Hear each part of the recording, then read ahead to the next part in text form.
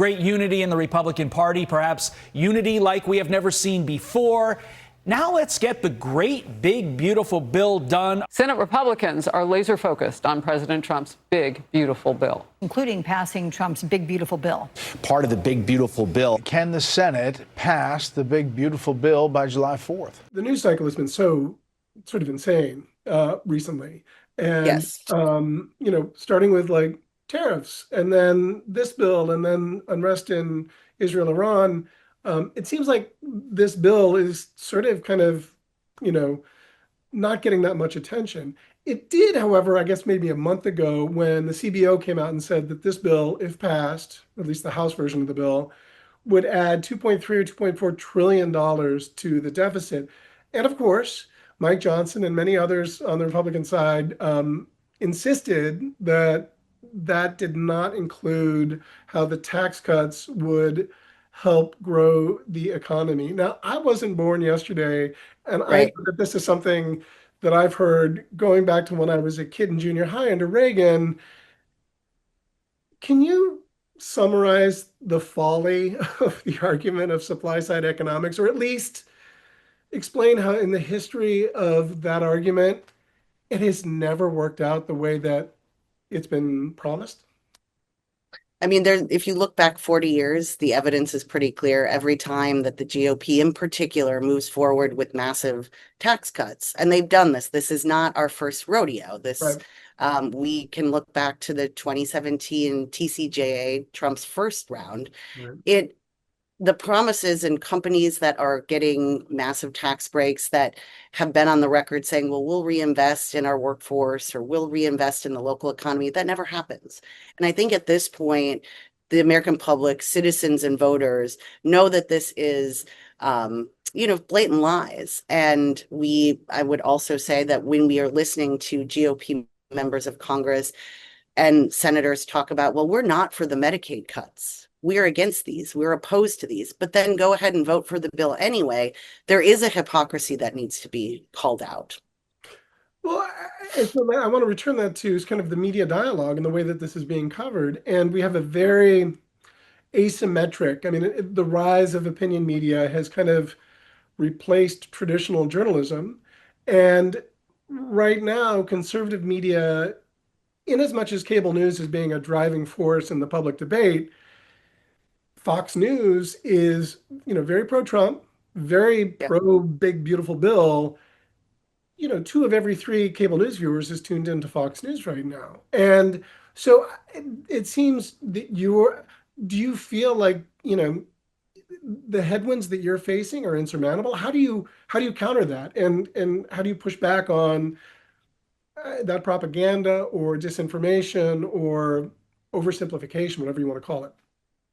I think Fair Share America, our approach has been to really get in partnership with hundreds of organizations all across the country to make sure that they have the information, that we're giving them the facts, we're breaking down the complex procedures that are happening behind closed doors.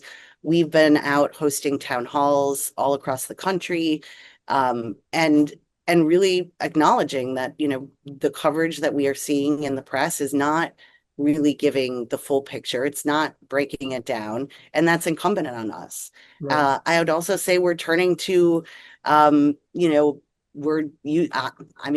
50 years old and I've been using social media a lot more. How do, they talk directly to folks where they are tuning in and where they're listening. We know from our research and from door knocking and from the work we're doing that there is a vast, about 70% of the American public right now does not know the full scale of what is in this legislation. That's why we're out on the road. That's why I'm living on a bus for 24 days, hoping to get attention, hoping to have local media come out and cover the human impact, the local impact.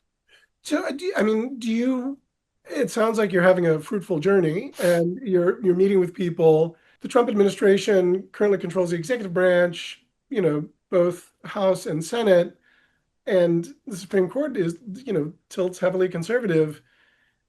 How does one fight, cynicism? Like, this seems like at some point this bill will in some iteration be passed. It seems like the Senate is serving as the saucer that cools the hot tea of the House and trying to be somewhat more responsible. And it doesn't seem like the July 4th, bill signing is a realistic goal. However, this time is coming quickly, and how do you fight the cynicism or skepticism? This is a Sisyphean task, pushing a boulder up the hill.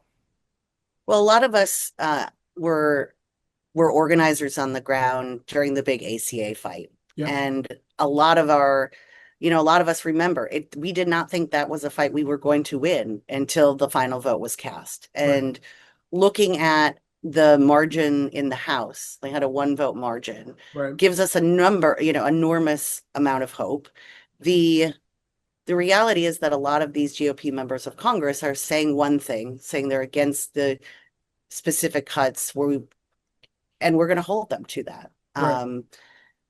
Again, I think what we're finding on the ground and in communities is people want a reason to fight, and that fighting back, it does create a hopeful posture. And if portions of this or pieces of this do pass, it will be incumbent on our communities to step up and take care of each other, or for state governments to step in and look at how they can pass provisions to create new revenue to pay for the things so that we are not leaving folks behind.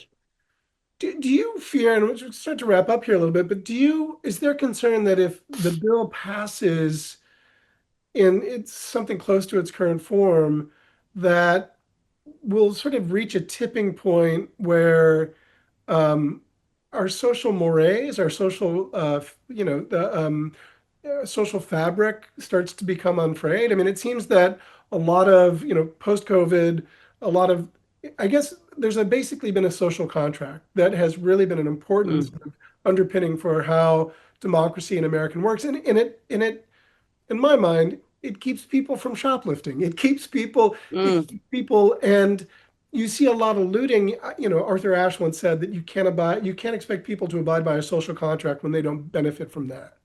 And it seems to me that there is this core message here that if the rich keep getting richer at the expense of the poor, or even the once middle class, that will start to erode further our social fabric. Is that a concern, or is that hyperbolic on my end? I think it's a little over the edge. And I say that because when I'm in rooms of community folks and regular folks that are recognizing what this could cost them, there is a sense that politicians in Washington, D.C., the ultra wealthy, are leaving us out and leaving us behind, and that we're going to come together to do something different, to care for each other. And it shouldn't be incumbent on us to rebuild a social safety net out of our own homes. But I do not feel that the picture that you're painting is on the verge of happening in the country. I think what we're seeing is that people are stepping forward and really coming together and saying, if they're gonna abandon us, it is incumbent on us to make sure no one dies because they got kicked out of healthcare. In a town that's local, I'm from Wisconsin. One of my neighboring towns, 50% of the children in that community rely on SNAP benefits and food assistance.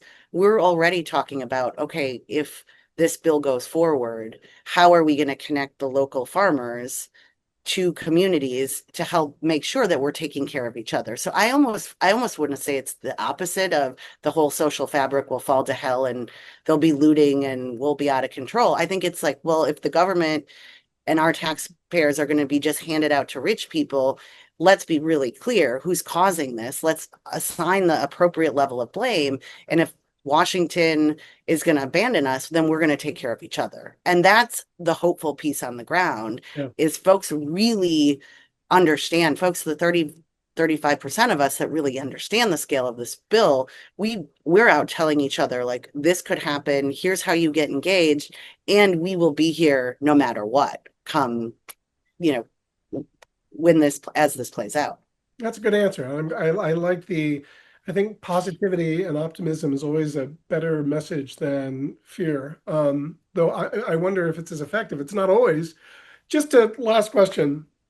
I'm going to make you the all-knowing master of time, space, and media, right? You're now in charge of cable news rundowns across the spectrum. And as such, I'm going to give you the credit or the ability to come up with headlines that you think best illustrate the concerns. What would those headlines be? What would that coverage look like? I mean, I think right now the big headline is the American public. That's a really good question. It's a complicated story, and you can see why the media falls into the horse trading, because it's, I wouldn't say lazy, it's just easy to talk about what John Thune's fighting over instead of how it's affecting real people. And I feel people get caught up inside the Beltway or New York City media, and they get caught up in that, and they're not in Harrisburg, they're not in Pennsylvania. Right. So maybe that's an answer? I think it is. I mean, it's an the answer you inside already the gave. Beltway. You already said Right. that, but I just wanted to Yeah. repeat that. Do you think that's fair? I do think that's fair. Good stuff. Look, it's an honor to talk to you, and I appreciate the good work you're doing. Likewise. And Kristen, Thank you so much. Yeah, and good luck, and enjoy your safe journey across the country. Thank you. It's a real privilege to be on the ground with folks in the next 3 weeks. I'm Mediaite founding editor Colby Hall. Thank you for watching. If you want any more videos like this, please click the like and subscribe button. Thanks for watching.